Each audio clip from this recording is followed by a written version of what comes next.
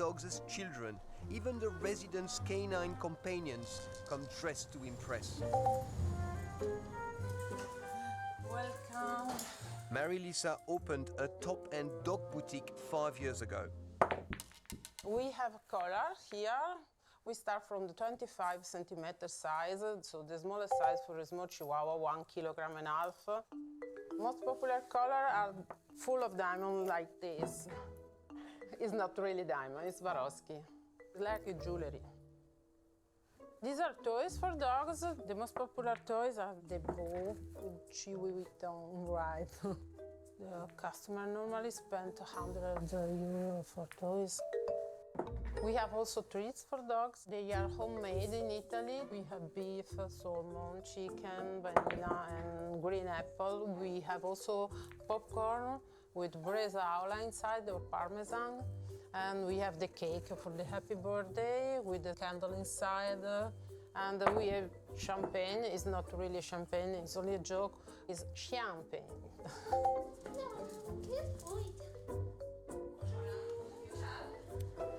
Shop assistant Korean-born Ju Bin has worked here for the last 3 years. But moving to Monaco was never part of her plans. My boyfriend is Monegasque. And we were living in Australia before. I met him in Australia. But he has a really bad knee injury. So we had to come back for the doctors and everything for him. Ju Bin enjoys pampering these privileged poochies, but has found it's the people here that are the hardest work. But the first time I moved to Monaco, I hated it because I've met some, horrible people. For example, when you go to a restaurant, I'm a normal person. I don't have a big money or nothing. I just went to have a dinner, and then I didn't really get good service. But then right next to my table, the lady with the, you can tell with the Chanel bags and everything, the waitresses tend to be nicer. I think some people, they seize the money first. I didn't really like living in Monaco because of these things. Ju Bin may have found it hard to acclimatize, but life is very different here if, like her partner, you're one of the 8,000 Monaco citizens or Monegasque who have long been financially supported by the state. With 120 nationalities jostling for space in this tiny but exclusive enclave, the price of property in Monaco has skyrocketed. So to protect its citizens, the state has stepped in to provide subsidized rent and other advantages, such as free healthcare. It's always been the feature of the Principality of Monaco to have a small national population, but it's really part of our makeup and part of what we are. Monegasques are a minority in their own country, but we live in perfect harmony with all the other nationalities that call Monaco their home. Osteopath Thomas has a Monegasque father, so he's been a citizen from birth.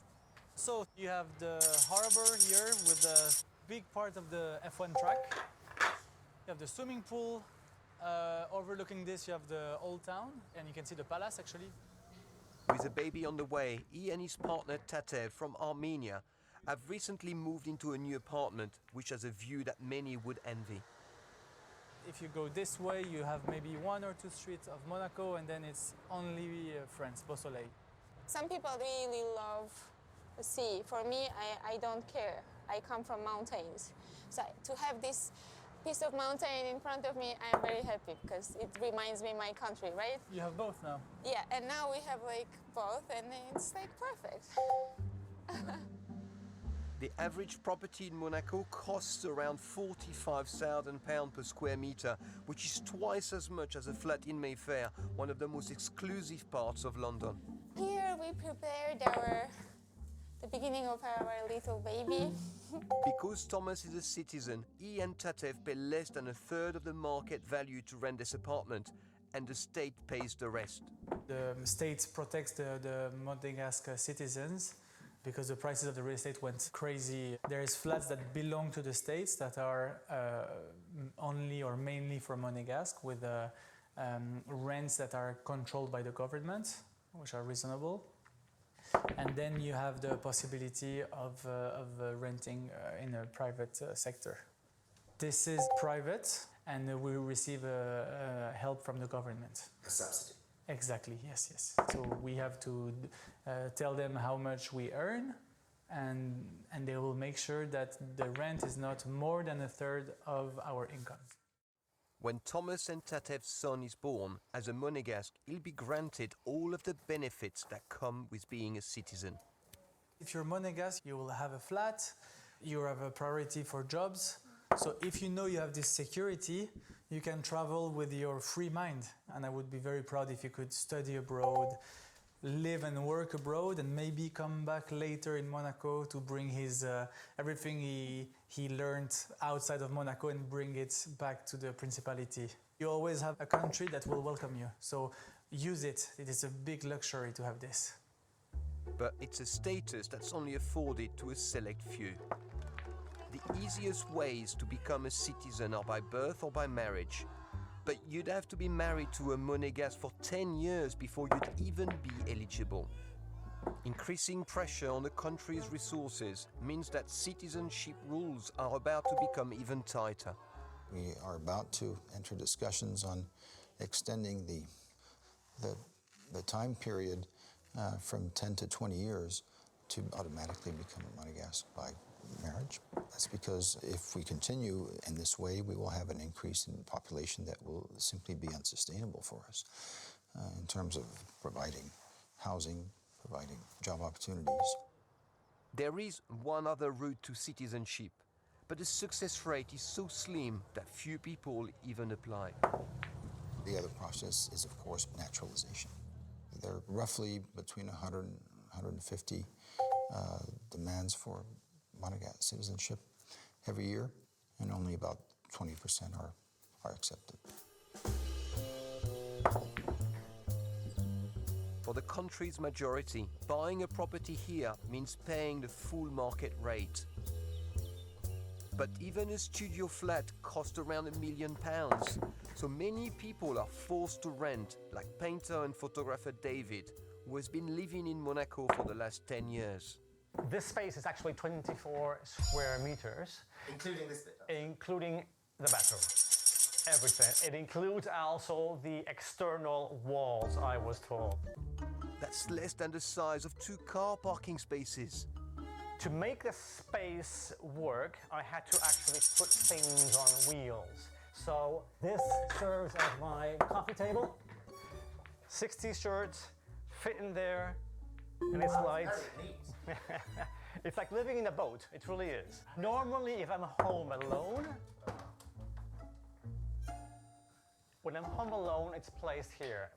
And here is where I work out. I actually use this as part of my training. So I've maximized the space. This apartment is situated in the center of the Principality, and we happen to be in the frontier, just right across the street from France. Right, so France is across the street. Indeed. I cross the street, and it's France. But a Monaco address comes at a premium. David's tiny studio costs £1,300 a month, where just a few meters away in France, it would be a third of the price. But, like anyone officially resident in Monaco, David doesn't pay income tax, which somewhat softens the blow. It might seem a bit excessive, but it's a very safe country. It's very clean. It's very peaceful, and everything functions. I live like a king. Upstairs is the bedroom, or half bedroom and half office space. This bed actually opens up and it becomes double size if I should have friends over, which I've had. And here is my working space. You don't feel like you're in 24 square meters. So actually it's 24 square meters with this mezzanine adding...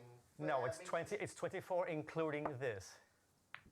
It's really small. It's very small. It's so small that my head touches. So I have to kind of like, you know, walk hunched. But it works. That's the price of living in Monaco. It is. But the cost of living is so high here that many of those who work in Monaco can't afford to live here at all. Street cleaner Miraji works in the Palace Square and travels every day from his home in the neighboring French town of Cap d'Aille. Vous allez à boulot comment? Le matin en scooter ou bien en footine, j'arrive ici vers 4h30, ensuite je prends mon café, à 5h je commence. Miraji may not be able to afford to live here, but he's paid considerably more in Monaco than he would be across the border. Et vous aimez votre boulot? Ouais, moi j'aime, franchement j'aime bien. On a eu la chance d'avoir ce boulot. Aujourd'hui c'est très difficile d'avoir un travail. Au moins la fin du mois, je remplis mon frigo, quoi, comme on dit. Je remplis mon frigo à manger. Voilà.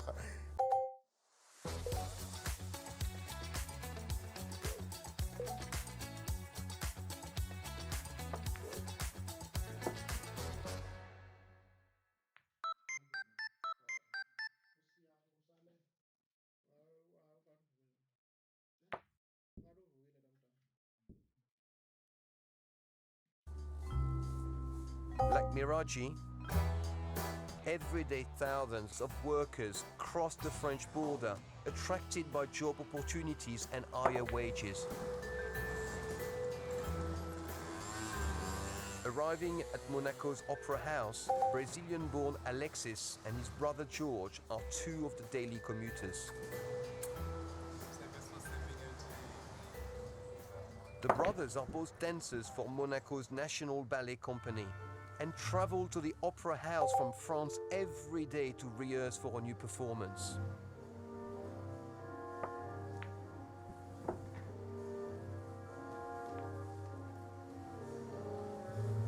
Where do you live? I actually live in Beausoleil, which is quite close. Not It's always Monaco?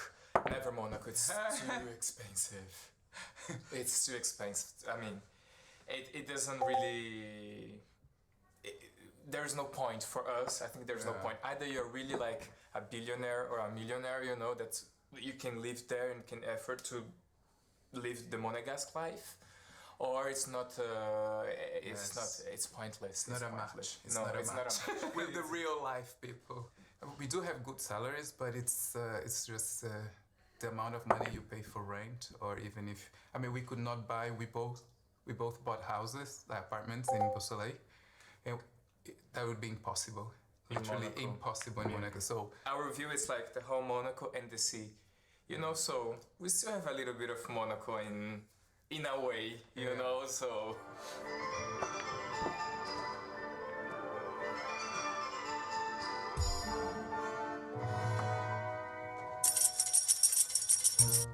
Half a mile away, Thomas and Tatev have just brought their own little piece of Monaco home, a new baby son named Alec. He's incredible. He's like a little old man. He's not like a baby. He's like expressive. He's funny. I don't know. I'm just crying now.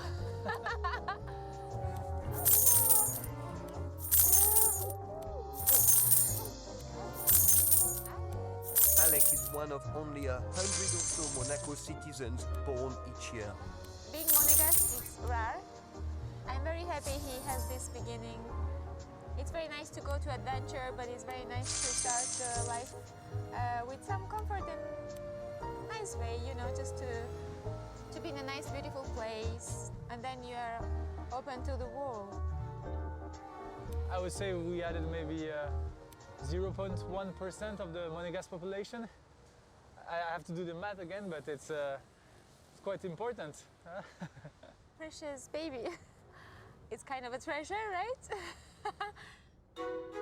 Monaco's attractions, financial or otherwise, mean that Monegasques, migrant workers and millionaires all squeeze into an area of land 50 times smaller than Manchester. With 19,000 inhabitants per square kilometre, this is the most densely populated sovereign state in the world.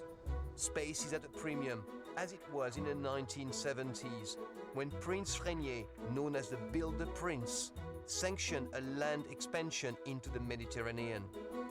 By reclaiming land from the sea and building on it, the Fontvieille district in the west of the country was created. Since then, Monaco's population